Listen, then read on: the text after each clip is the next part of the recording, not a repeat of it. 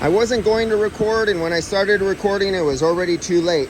Because I got to get out of here. This is my last one, but it's a birthday dinner I'm going to. I'm finally almost hitting that big numeric number next year. So let's see what I want to tell you.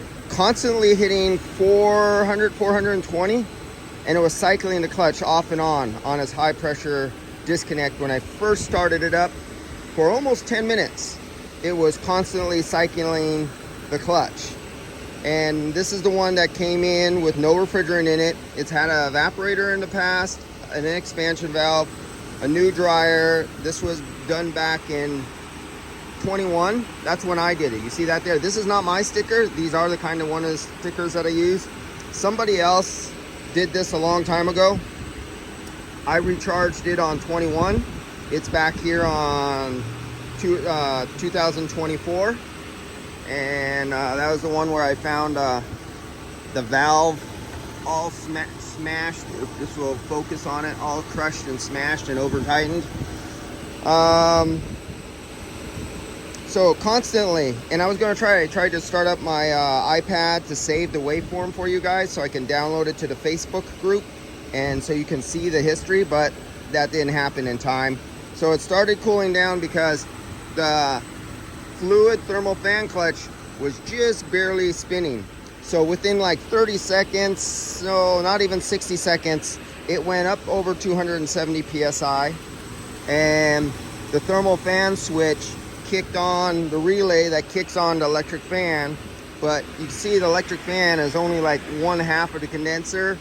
And the thermal fan clutch wasn't doing there very much. So it was constantly going up, and then it stayed at maybe another 10 minutes. And I had the windows up in recycle because I was stress testing it. So I was trying to take the 100 and some odd degree air that was inside the vehicle and load the evaporator because I wanted to see what to do. The clutch squealed for a little bit when I tried to raise the RPMs. The belt is loose a little bit. What else did I find on this? Oh, so after running about 20 minutes, now the fan is doing pretty damn good. It's not in the most beautiful condition. It could be blowing more. So that thermal fan clutch got to go and be replaced. That was the whole startup 420 issue.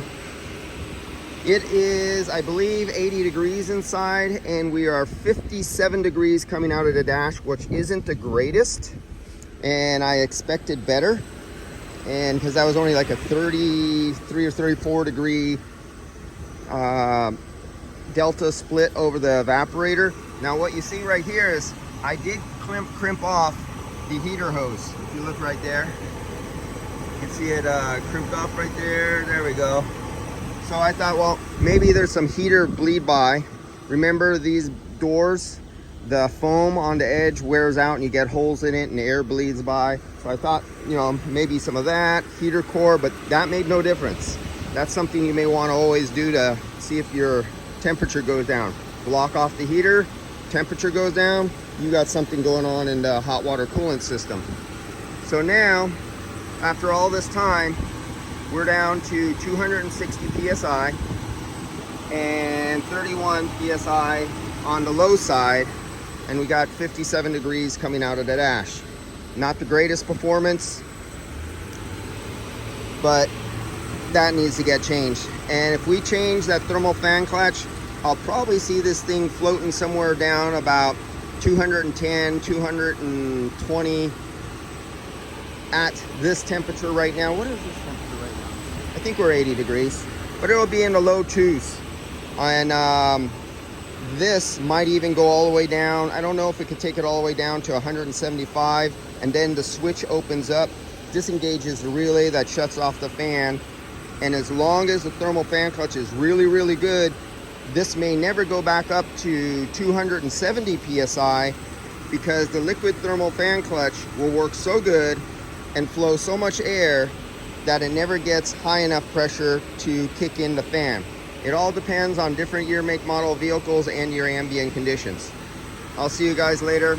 I'm sorry I didn't data graph this and catch it from when it was cycling and going all the way up to 420, 440 or so, and it was just on and off like every 15 or 30 seconds. I think it was more like 30 seconds.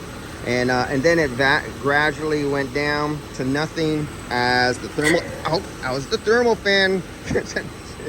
There you go, you got me on video. Leave that in, no retakes, no editing. Watch the guy cut his thumb off on a steel metal fan. See you guys later. Just call me Stumpy.